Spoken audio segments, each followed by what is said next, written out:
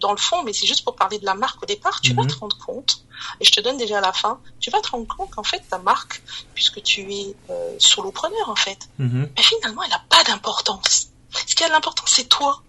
Donc, c'est vrai que tu vas mettre coaching leader, mais en fait, les gens, ce qu'ils vont retenir, c'est toi. Ils vont retenir ton nom, ils vont savoir que tu t'appelles Véronique, ils vont t'appeler. Le reste n'a pas d'importance. En fait, c'est vraiment la personne et les compétences que cette personne met à disposition. En solopreneur, en fait, la marque, c'est toi.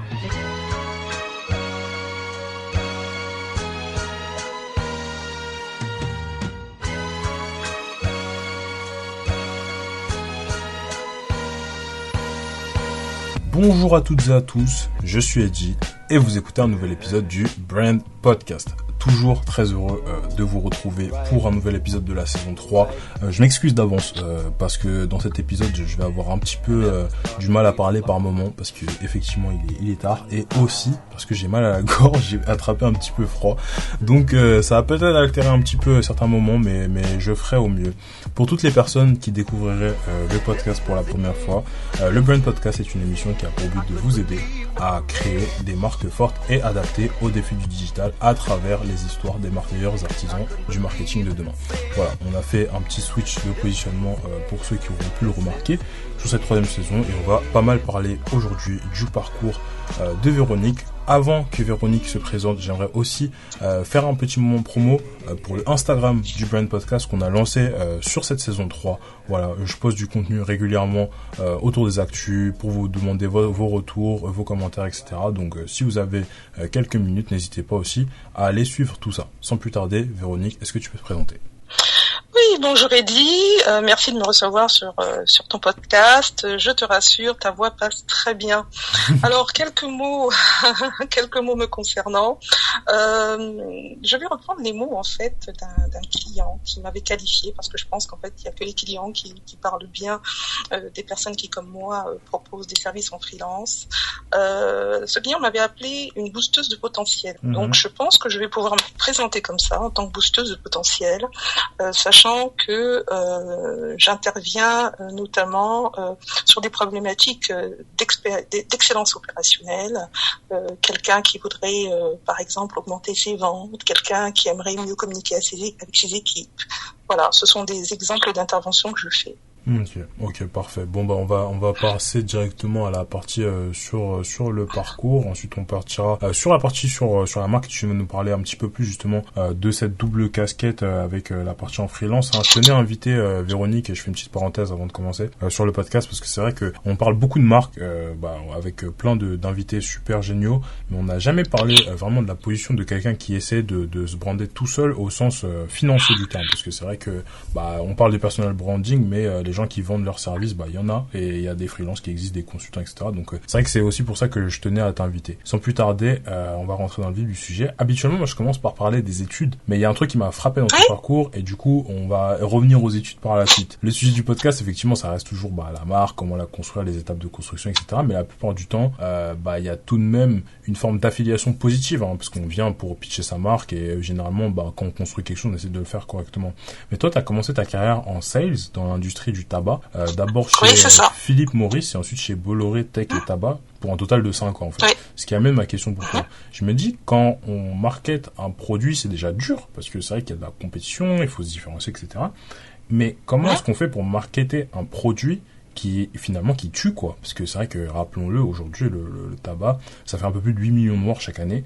Et quand on commence en sales, il faut bien finir par vendre le truc, quoi. C'est une excellente question et en fait, j'ai envie de te dire que c'est à la fois une superbe école, puisque c'est comme ça que j'ai commencé effectivement ma carrière, et puis quelque part, il y a un côté erreur de jeunesse, parce que quand on sort de son école de commerce, on est ravi qu'une marque puissante telle que Philippe Maurice, qui ne fait pas que du tabac, il faut le dire, vienne vous chercher pour pouvoir aller travailler, importer et imposer sa marque en Afrique centrale notamment. Il s'agissait de la marque Marlboro qui n'y était pas implantée. Donc, si tu veux, la jeune fille qui sortait de son école de commerce a vu une opportunité qui touchait vraiment au marketing, avec la possibilité de lancer un produit sur un marché intéressant et neuf. Donc, c'est vrai que d'un point de vue attractivité, c'est ça qui a pesé dans la balance. Après, effectivement, quand on avance dans la vie, et d'ailleurs c'est pour ça qu'après les choses ont changé, quand on avance dans la vie, on peut se poser des questions effectivement sur le côté éthique. Même de la démarche. Donc, moi, ce que je retiendrai, c'est que j'ai beaucoup appris en matière de marketing avec cette marque-là et sur ce marché-là. Je vais juste pour te contextualiser, te donner un exemple. La première mission que j'ai eue, c'était de faire une étude de marché pour déterminer effectivement les parts de marché des différents acteurs sur la zone de ce qu'on appelle le grand bassin du Congo, c'est-à-dire le Gabon, ça veut dire la République du Congo, ça veut dire la République démocratique du Congo, voilà, et l'Angola, donc c'est un très grand marché. Et on m'a dit, tiens, calcule nos parts de marché. Il n'y avait aucune étude, aucune statistique. Et donc, si tu veux, c'est là que j'ai appris une sorte d'agilité intellectuelle, puisqu'il n'y avait pas de statistiques, puisqu'il n'y avait pas de prestataires qui proposaient des études et ce type de recherche, il a fallu donc improviser. Et là, il a fallu faire ce qu'on appelle le ramassage de paquets. Donc, en fait, on ramassait des paquets et on comptabilisait les paquets.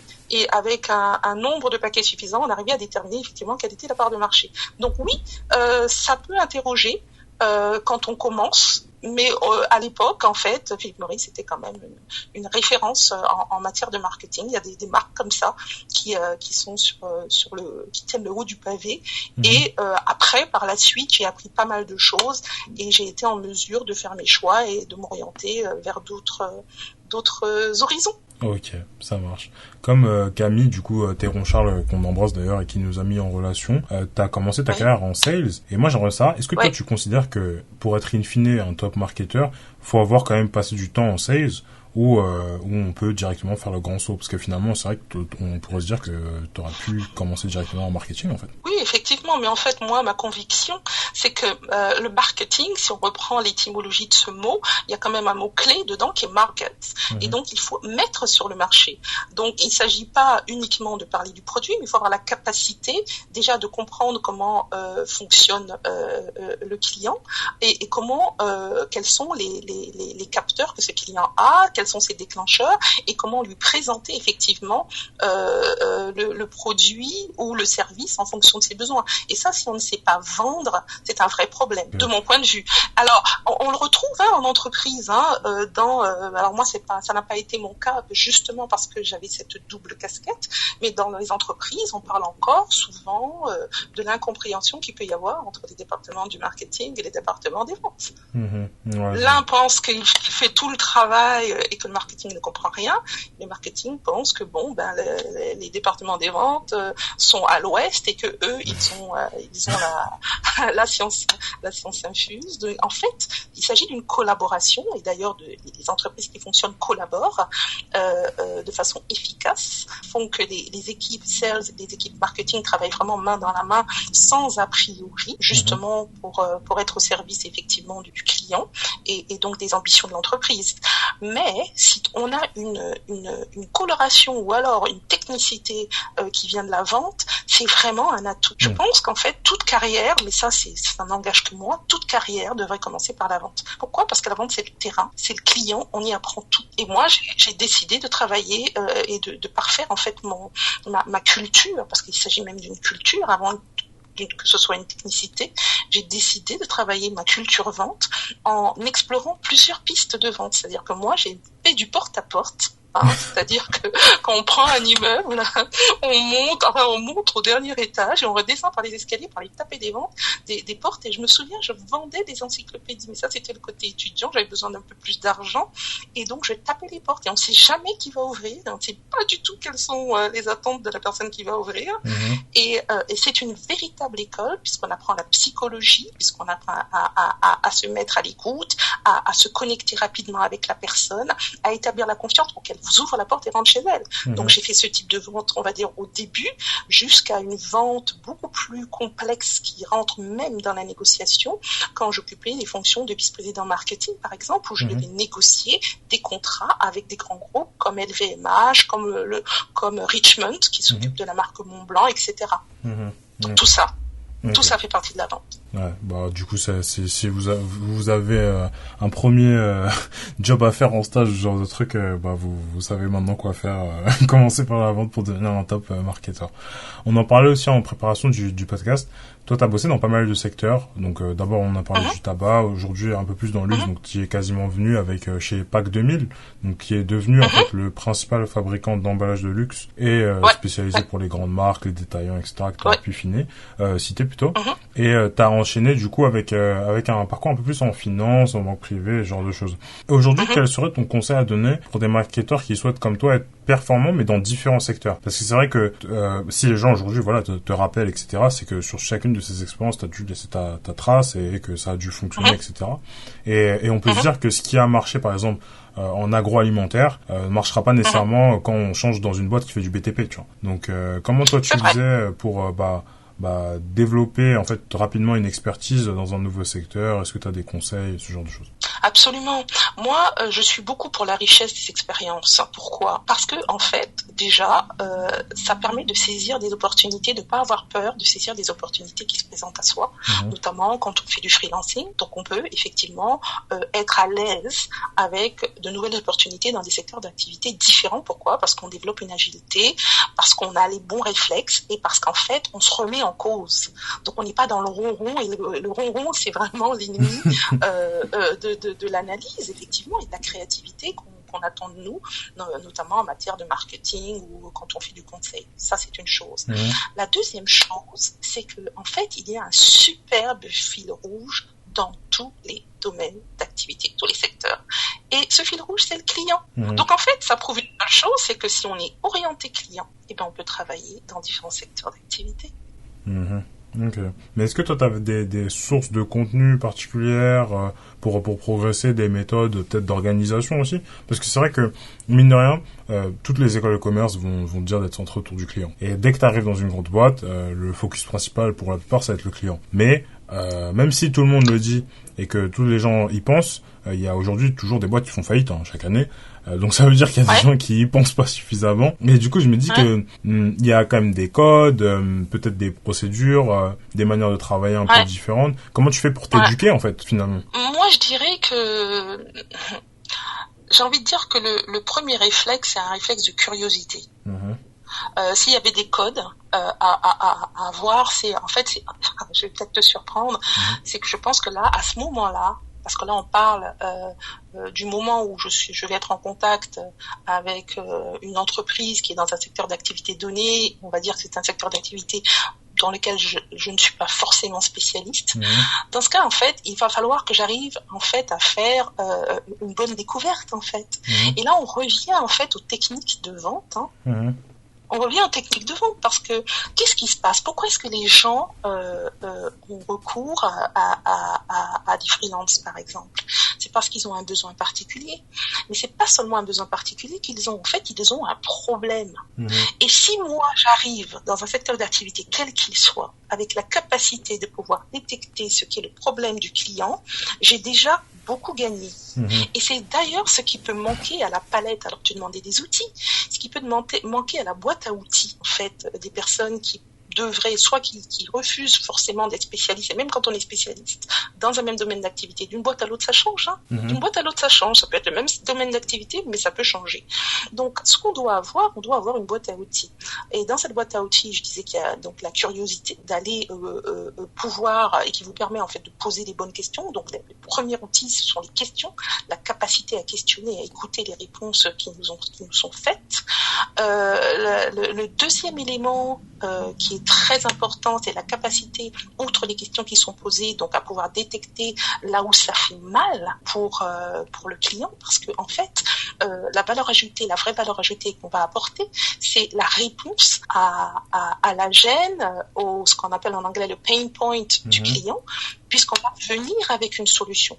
Donc, je pense que c'est plus une méthode qui va être encore une fois liée à la façon dont on va faire la découverte du client et qui va nous permettre après de pousser nos outils, parce que nos outils marketing tels qu'on va les utiliser, j'ai presque envie de dire que d'un prestataire à un autre, ce sont pratiquement les mêmes. Ce qui va changer, c'est la façon dont on va se connecter avec le client, la façon dont on va comprendre son problème, sa douleur, la façon dont on va évaluer le coût que cette douleur représente au quotidien pour lui, et je parle bien du coût business, le coût business, le coût financier, parce qu'une fois qu'on a identifié ce coût business et ce coût financier, donc là je te donne la démarche, on va pouvoir vendre, même pas vendre en fait, on va pouvoir faire que notre interlocuteur va vouloir acheter, puisqu'on s'appuie sur quoi? Le levier, c'est en fait ce qui ne fonctionne pas. Donc une question toute bête, en général la découverte, tout le monde sait un peu comment ça se passe, mais une question toute bête, c'est quelqu'un qui, je me souviens d'un client qui avait donc un problème au niveau de sa force de vente, qu'il estimait ne pas être justement, il estimait que cette force de vente n'utilisait pas les outils, n'était pas assez proche du terrain, ne décrochait pas assez, n'avait pas assez la niaque. Donc la question que moi je lui ai posée, c'est combien ça lui coûte d'avoir cette force de vente dans cet état-là. Et clairement, cette personne a tellement réfléchi à ce problème qu'elle a pu me dire, écoutez, moi ça me coûte tant, parce que j'ai vu passer 2-3 opportunités qu'on aurait pu décrocher. Et ces 2-3 opportunités, ça représente tant. Donc, factuellement, je sais que ça m'a coûté tant. À partir du moment où on identifie là où ça fait mal, on identifie ce que ça représente en cash, en fait, ou en coût, ou en investissement loupé pour notre interlocuteur, on a déjà un levier qui va faire qu'on ne va pas vendre au client, mais qui va venir acheter. Parce qu'après, d'un prestataire à l'autre, je veux dire, les outils vont être pratiquement les mêmes. Pratiquement les mêmes. La différence se fait sur la capacité à apporter une écoute et une compréhension de ce qui est attendu. Donc du coup, c'est vraiment une histoire de retourner aux basiques de la vente finalement pour un peu faire une espèce de découverte client, mais au sens de son équipe, de son secteur et ce genre de choses, quoi. Puis aussi de ses clients. Pour continuer avec les questions, on va effectivement aussi revenir un peu dans le sujet du podcast. Une marque, c'est beaucoup d'affect. Donc c'est une personnalité, une voix, une couleur, une expérience, quoi. Et ça veut dire que ça implique des émotions.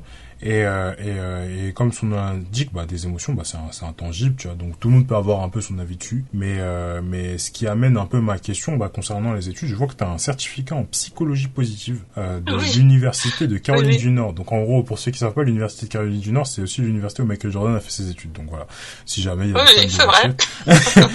Et déjà, moi j'aurais pas mal de questions par rapport à ça. Donc tu l'as fait en physique, tu l'as fait en digital, ça t'a coûté combien de passer ce genre de certificat? Je l'ai fait en digital, ça m'a coûté. Je l'ai fait en digital. Pourquoi? Parce qu'il faut vivre avec son temps et puis parce que on a beaucoup à faire et je trouve que le digital c'est un formidable levier et un appui. Je trouve qu'on vit vraiment une époque formidable où on a la possibilité et il faut le faire de s'armer davantage à chaque fois. Alors pourquoi la psychologie positive? Alors là c'est vrai, il faudrait déjà peut-être expliquer ce que c'est que la psychologie positive parce que la plupart du temps c'est compris comme une psychologie de béni oui où tout le monde voit les choses de façon angélique.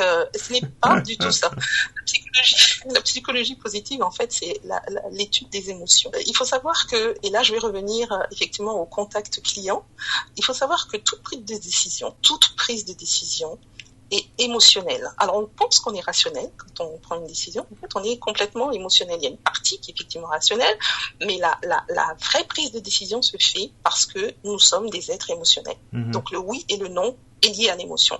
Et moi, je suis une passionnée des neurosciences. Et je voulais voir effectivement si je ne pouvais pas avoir d'autres outils différents, justement, de mes consoeurs ou de mes confrères, pour pouvoir mieux comprendre effectivement ce qui se passait dans la tête du client au moment de son parcours d'achat. Puisque tout à l'heure je parlais effectivement de pain point, c'est-à-dire que un client qui vient vers toi ou qui te demande de réfléchir à sa problématique, quand même le mot problématique, problème, nœud, souffrance, il y a de l'émotion, hein. Il y a de l'émotion, hein. Et puis il y a la façon dont je vais créer les éléments de la confiance, parce qu'il n'y a pas de business sans confiance. Donc tout est lié. Et donc le fait de savoir et d'aller étudier donc les émotions et leur impact dans le processus de décision m'a semblé important. Donc voilà pourquoi j'ai fait ce certificat. Ok. Et en termes enfin, je veux dire, je pense aussi pour notre audience. Déjà, est-ce que tu recommanderais aux gens de l'audience de le faire? Toi, tu l'as fait comment? Depuis directement le site de l'université, cours? Oui, okay. C'est ça. Et... C'est ça. En fait, encore une fois, il faut vraiment se renseigner. Il y a vraiment pas mal d'opportunités pour affiner ses armes et ses compétences. Donc, oui, il faut le faire. Mais en fait, il faut pas le faire pour le faire. Il faut le faire parce que on a la conviction que ça va pouvoir apporter quelque chose dans son approche, en fait. C'est vraiment à chacun de faire le bilan de ses compétences et de voir quel est le gap qu'il a entre les compétences qu'il a en main et les objectifs qu'il souhaite atteindre. Donc, c'est vraiment une démarche très personnelle. Moi, je suis passée sur la psychologie positive parce que, bon, ça fait partie de ma palette. Aujourd'hui, mes interlocuteurs ne le savent pas forcément, sauf quand il y a besoin. Je me souviens d'avoir eu à intervenir justement dans la finance, dans un cabinet dont le patron faisait des mergers and acquisitions à longueur de journée et qui avait un souci pour embarquer ses équipes, par exemple. Et en fait, ce problème était juste émotionnel parce que c'est quelqu'un en fait qui n'arrive pas à connecter avec ses équipes et qui, quand il arrivait le matin, il traversait le plateau, il a traversé l'open space, il disait pas bonjour. Et quand il s'adressait à ces gens, c'était juste pour donner des instructions, mais lui ne comprenait pas que les gens en fait n'adhéraient pas à ce qu'il faisait. Il a suffi, c'est tout simple, hein, mais il a suffi à lui apprendre à oser se reconnecter avec les personnes, prendre du temps, basiquement saluer les gens, regarder dans les yeux, pour que ces employés deviennent des collaborateurs à part entière. Voilà, ça c'est un petit exemple très vite fait, presque anecdotique, pour dire que parfois ce sont des solutions très simples, mais si on n'a pas cette coloration en fait qui est liée en fait, parce que tout est interconnexion, tout est interpersonnel aujourd'hui. Si on ne maîtrise pas en fait les clés de la communication interpersonnelle, déjà à la base, je pense qu'il nous manque quelques ressorts en fait.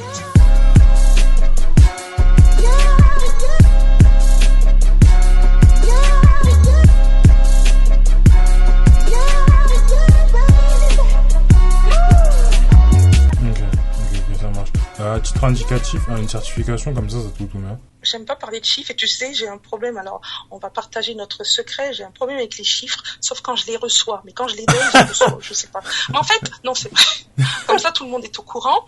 Quand le cash doit rentrer, oui, je sais. Mais quand ça sort, je ne sais pas. Mais ce n'est pas cher. Okay. Ce n'est pas cher parce que je prends toujours des décisions alors, je vais prendre le terme patriarcal, de bon père de famille. En fait, okay. C'est quelque chose qui doit coûter en moins de 1 000 euros. Okay. Moins de 1 000 euros. Et alors, il faut regarder. Parfois, il y a des promotions. Il suffit d'aller sur les sites des universités pour de demander une information pour pouvoir de temps en temps bénéficier, de leur offre. Et puis, il y a plein d'autres. Hein. Il y a plein d'offres aussi en France qui sont intéressantes et qui s'étoffent. Donc, on n'a pas forcément besoin d'aller à l'étranger pour trouver quelque chose de bien. Ok. Non, je demande le prix parce que c'est vrai que dans notre audience, il y a des marketeurs, etc.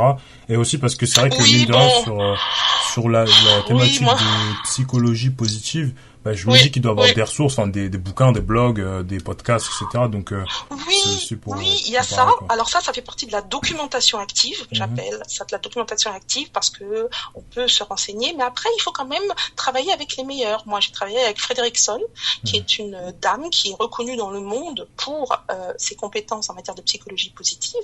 Donc, je pense qu'il faut travailler avec les maîtres quand c'est comme ça. Je pense qu'il faut travailler avec ceux qui savent.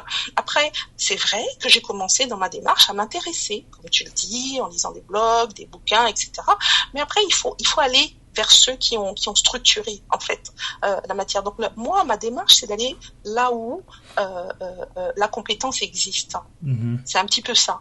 Et après, c'est vrai qu'il y a une balance à faire, mais il faut compter entre 300 et 600 euros. Et puis il y a des moments aussi où c'est gratuit. Je pense qu'ils font des fois des sortes de, alors ça c'est très américain, mais ils font des sortes de Black Friday aussi. Donc on peut avoir voilà. Donc il faut juste rester à l'écoute et se mettre en veille. Et puis aller là où le programme vous parle. Je pense que c'est ça et que ça reste toujours pratique. Toujours. Okay. Par contre, je préviens, c'est du boulot, et je peux vous garantir, en tout cas moi c'est ce qui m'est arrivé, c'est que quand on fait leurs tests là finaux, on a peur. Donc, ça alors, si comme moi vous êtes mère de famille, vous pouvez pas échouer devant les enfants. Donc il y a un petit peu ça aussi. Ça t'a pris combien de temps à préparer le truc à suivre, tout ça? Moi, je l'ai commencé un petit peu en retard, j'avoue. Donc je suis pas un exemple à suivre. J'ai rattrapé le train qui était parti, mais il faut compter, je sais pas, entre 6 et 8 bonnes semaines de travail. Ok. Donc, 6 et 8 bonnes semaines de travail. Ok. Sinon, vous doublez, vous triplez l'effort, ce qui est pas recommandé, notamment si vous n'avez pas de base en la matière. Mais il y a de très bonnes choses qui se font actuellement. Je pense aussi sur si on regarde sur le marché français, il y a pas mal de choses qui se font. J'ai vu qu'il y avait, alors je ne saurais pas dire, mais il suffit de rentrer le mot-clé formation neurosciences par exemple, formation neurosciences vente. On voit que ce sont maintenant des disciplines qui se développent avec des acteurs sérieux sur le marché. Donc on peut aussi avoir aussi ce côté présentiel, surtout si c'est très nouveau pour les personnes qui s'y intéressent. Ok. Bon, il nous reste à peu près 5 minutes avant de passer dans la partie plus marque. Donc très brièvement, je vais te poser une petite question, mais avant ça, je vais contextualiser. En 2005, tu lances ton offre de coaching en tant que consultante indépendante. Et jusque-là, tu venais d'être VP marketing, on l'a dit, pendant plus de 2 ans. Et ce qui m'intrigue, c'est déjà, tu avais développé cette expertise sales, marketing. Et en parallèle de ça, en fait, tu bosses 11 ans à la Barclays et bientôt 2 ans chez Miles Bank aussi, sur des sujets autour de l'expérience client. Alors qu'on pourrait se dire que, tu vois, t'aurais pu faire un truc full biz dev ou full market, etc. Est-ce que tu pourrais me partager ta définition de l'expérience client? L'expérience client, en fait, c'est le Saint Graal.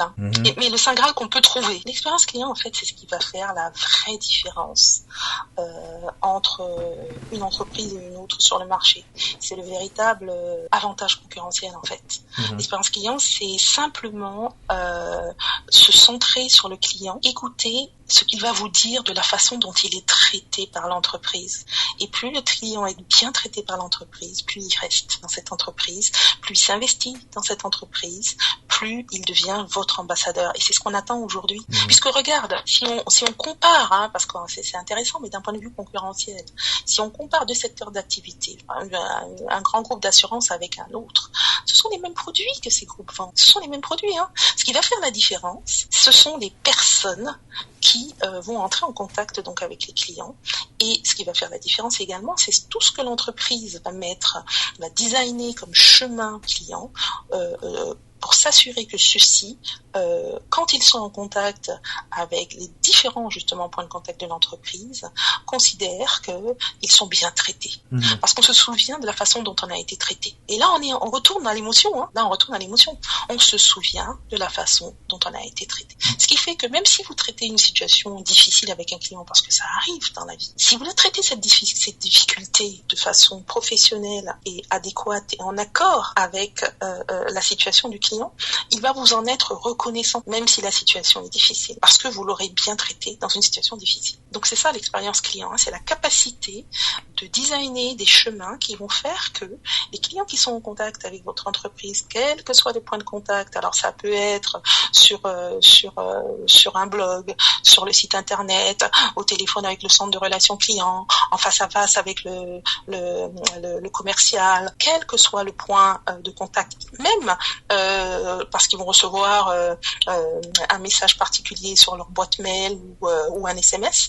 Quel que soit le contact, la façon dont on va se connecter avec le client, c'est ça qui importe. Et l'enjeu, c'est qu'à chaque fois, en fait, on remet l'ouvrage sur le métier, puisque d'un point de contact à l'autre, il s'agit d'arriver à garder une cohérence et puis une constance dans la façon de traiter le client. Et c'est ça qui est difficile, okay. Mais qui est beau aussi.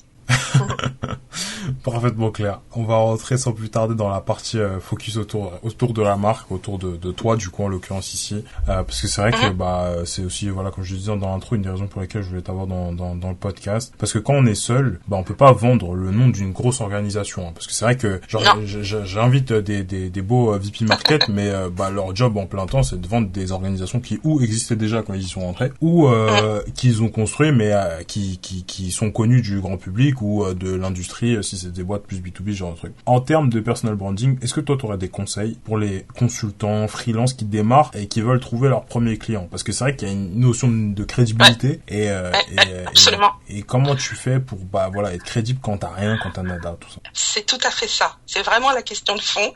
Alors je vais parler de ma petite expérience. Alors déjà la première expérience, je dis oui, je veux décrocher des contrats. Pour décrocher des contrats, il me faut une marque. Je réfléchis à la marque, il faut qu'elle soit impactante. Alors, tu réfléchis, il est tard le soir, il est déjà 2h du matin, et puis tu dis je vais créer un truc qui s'appelle coaching leader. Ok, t'as créé, tu déposes, etc. Bref.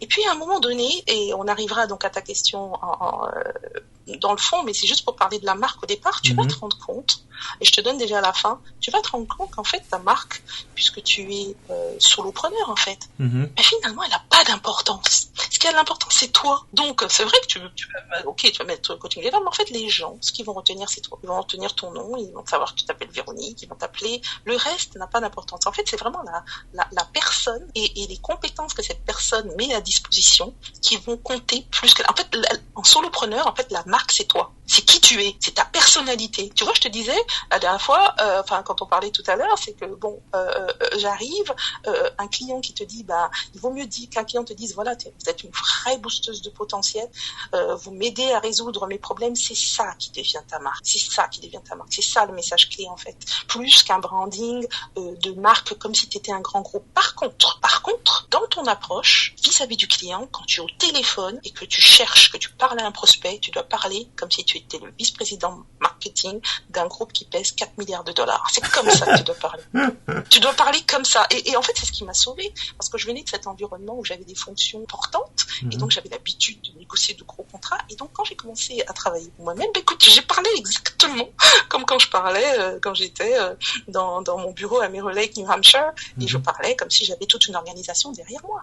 Mais j'étais toute l'organisation parce que j'avais les compétences qui suffisaient aux interlocuteurs que j'avais. Donc ça, c'est le mindset. Donc la première clé, c'est le mindset.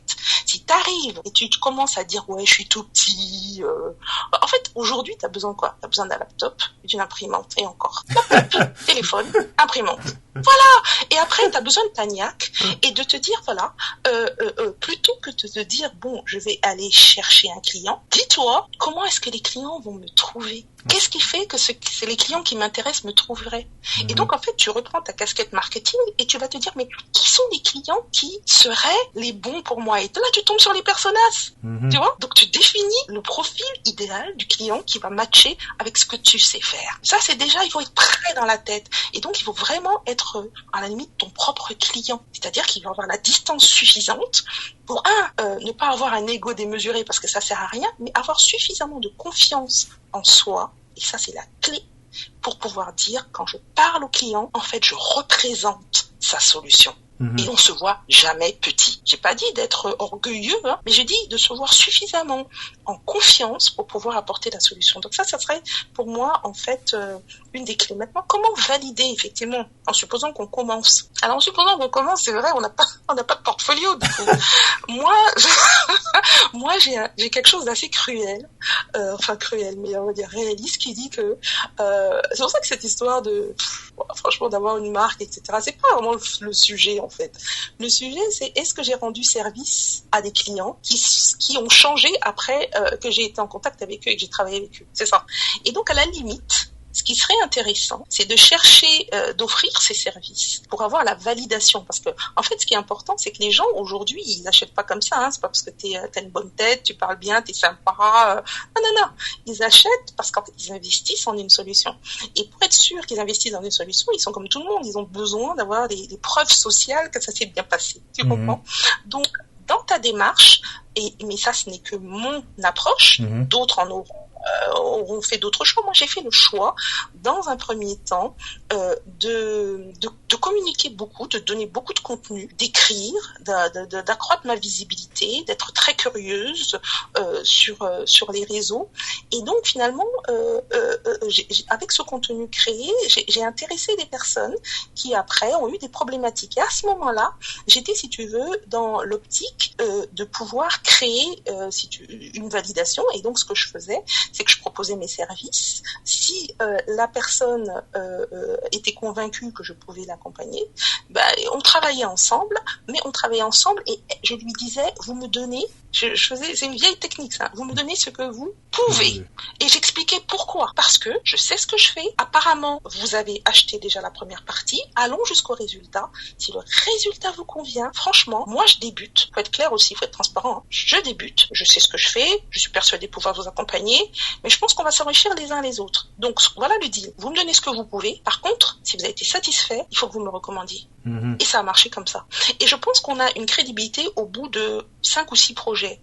Donc ça veut dire qu'on doit pas être dans l'urgence en fait. On doit pas être dans l'urgence, on doit être dans la construction déjà d'une pratique parce que on fait des erreurs et là du coup ça passe mieux, mais également dans l'enrichissement de sa base client, tout simplement. Et je peux garantir que quand ça se passe bien avec un client, eh bien, ce client devient votre meilleur ambassadeur, donc votre commercial. Donc, la validation, c'est important. Et moi, je pense qu'il faut partir, une fois qu'on a 4-5 projets, moi, je me suis arrêtée à 6, mais quand on a 4-5 projets, on a une très belle base, on a un portfolio, on a des business cases, donc on peut en parler. Et il faut être transparent, hein. Il faut dire, voilà, moi, j'ai commencé il y a quelque temps, j'ai décidé de me réorienter et de proposer mes services dans tel domaine d'activité. Donc moi, ce que je vous propose, c'est de vous expliquer un petit peu mon chemin. Et voilà comment j'ai procédé. J'ai travaillé avec tel. Il faut aussi que ce soit des marques intéressantes. Et voilà ce que j'ai fait. Voilà les business cases. Et voilà, ce business case-là me fait penser effectivement à votre situation. Qu'est-ce que vous en pensez? Voulez-vous qu'on en discute? Voilà, c'est tout. Hein. Et c'est parti comme ça. Donc ça, la validation, c'est ça. Et cette validation fait la boucle avec la fameuse confiance qu'on a eue après. Et ça, en général, ça se passe bien. Là où ça se passe pas bien pour les freelances, c'est en matière d'argent. Là, il y a un souci. D'être payé ou oui, les deux. En matière d'argent, il y a déjà, et c'est lié aussi, je reviens avec ce fameux mot de confiance, c'est la difficulté à fixer son prix. Voilà, je pense que c'est un des premiers écueils. C'est combien je facture. Ouais, ils se facturent trop bas. Ah oui, soit on facture trop bas, et là il y a une petite astuce, parce qu'on va avoir tendance, puisqu'on commence à se dire ouais, faut pas que j'exagère, bon, et puis je veux arracher le marché, donc bon, qu'est-ce que je fais? Je tire un peu vers le bas. Donc je tire un peu vers le bas. Et donc, je laisse de l'argent sur la table. Donc, à chaque fois qu'on facture ou qu'on va faire une proposition de prix, cette proposition de prix doit faire écho, en fait, à la problématique du client. Moi, je ne facture pas par heure, en fait. L'idée de facturer par heure, là, je trouve que, non, parce que c'est pas les mêmes problématiques, en fait. Il faut penser au forfait, voir en fait à quoi ça correspond, quelle est la problématique, est-ce qu'il y a plus de travail, parfois il y a plus de travail sur un contrat qu'un autre, donc il faut réfléchir en fait en termes de valeur ajoutée. Ça c'est la première chose. Et se demander à chaque fois, est-ce que je laisse pas de l'argent sur la table?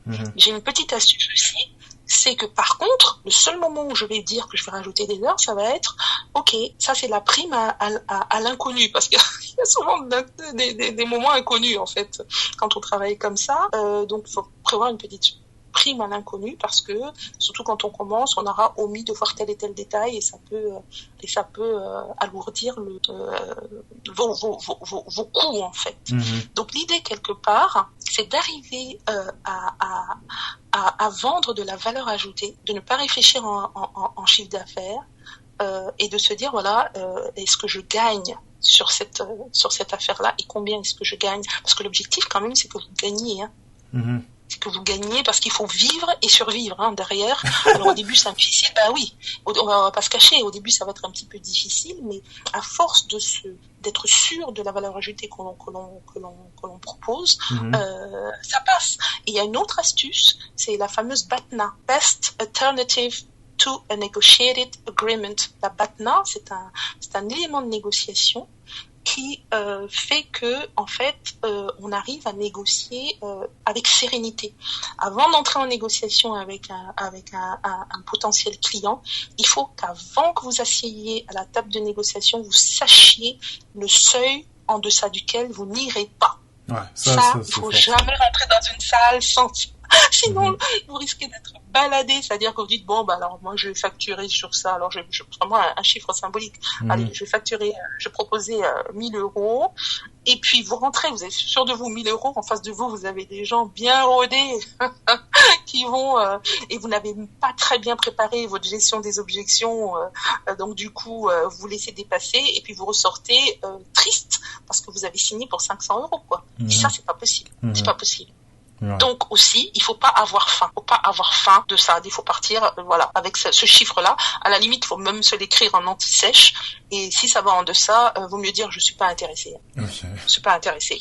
Et pour ne pas courir après l'argent, il faut se faire payer avant. Alors vous allez me dire c'est pas possible. Vous allez me dire, c'est pas possible, il y a les 60 jours, les 90 jours, etc. Moi, ce que je réponds en général, c'est que moi, je suis pas une grosse entreprise, quoi. Je suis moi. Je suis solopreneur, donc je n'ai pas la flexibilité des grands groupes qui se permettent de pouvoir attendre 30, 60, 90 jours. Moi, je fais un peu comme d'autres sociétés qui existent déjà sur la place, dans d'autres secteurs d'activité, notamment les entreprises qui font de la formation.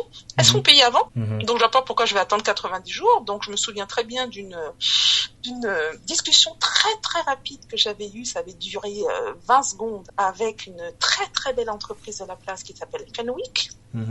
J'avais décroché une formation de leur force de vente pour remettre du peps dans tout ça. C'était des gens extrêmement talentueux, et vous savez que les gens talentueux veulent toujours être davantage talentueux. Donc l'objectif, c'était effectivement de rebooster les équipes, leur donner de nouvelles pistes pour aller décrocher des marchés, etc. Et je me souviens très bien de l'appel que j'avais eu de la personne qui se chargeait effectivement de gérer les contrats à l'époque. Ça remonte à quelques années, et qui me demandait, mais je vois, madame, que vous demandez à être payée avant la formation, avant la session. C'est pas une erreur? Je dis pas du tout. Donc, ça commence, alors je dis n'importe quoi, on commence le 20, donc il faudrait que l'argent soit à la banque le 15. Est-ce que c'est possible pour vous? Voilà, et puis c'était tout, il m'a dit oui, voilà, et c'était fait. Après, si ça se passe pas bien, il y a tout ce qu'il faut, il y a tout ce qu'il faut derrière pour dénoncer ce qui a été mal fait, ou etc. Mais franchement, quand on est petit en taille, pas en talent, mais en taille, il faut pas se mettre en risque dès le départ, parce que sinon vous asphyxiez votre business. Ouais.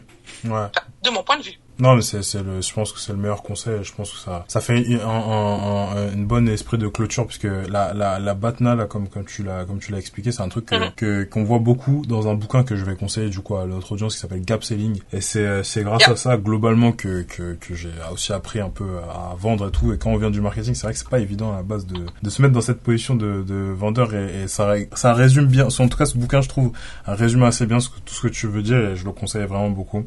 Pour clôturer l'épisode, parce que là, on a déjà débordé un petit peu. On va pas faire de Fast and Curious version Brand aujourd'hui. Je vais directement te demander, Véronique, quelle est ta question pour moi? Quelle est la question que tu aurais voulu me poser et que tu n'as pas posée? Ah, j'en ai plusieurs.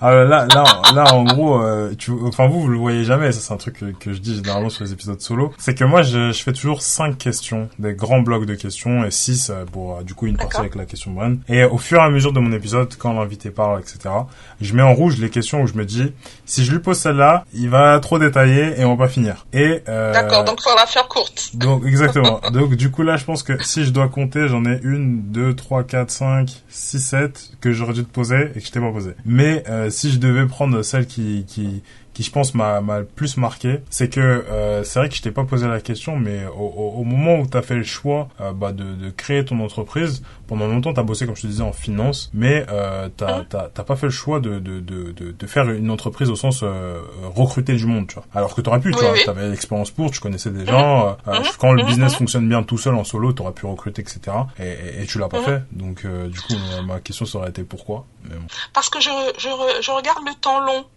Je regarde le temps long. Je pense que d'un point de vue professionnel, on a plusieurs vies. Et dans ma dernière vie professionnelle, dans quelques années, tout ce que je fais aujourd'hui me servira justement à faire l'entreprise dont tu parles. Tout ce que je fais aujourd'hui prépare en fait ma dernière vie professionnelle, qui sera une vie d'entrepreneur au sens complet du terme. Ce ne sera pas seulement solopreneur, mais je vois très bien dans quelques années même, parce qu'en fait la retraite, j'y crois pas. Je fais partie des personnes qui ne pensent pas et prennent pas ce que le mot retraite veut dire.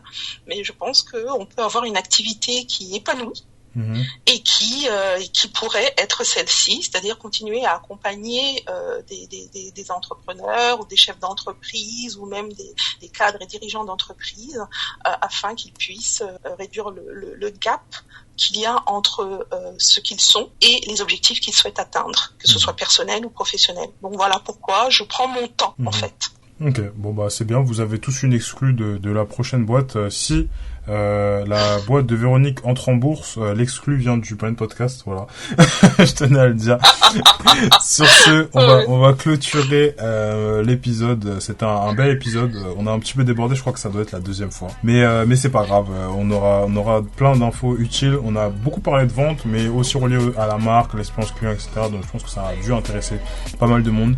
Si vous nous écoutez toujours après un peu plus de 47 minutes maintenant d'épisode, n'hésitez pas à liker la vidéo si vous la regardez sur YouTube. Le podcast est toujours disponible gratuitement sur YouTube, BRVND Podcast. Tous les épisodes sont là. Si vous n'avez pas d'abonnement sur les sites de streaming, à nous mettre des commentaires, que ce soit sur Apple Podcast, sur YouTube directement, etc.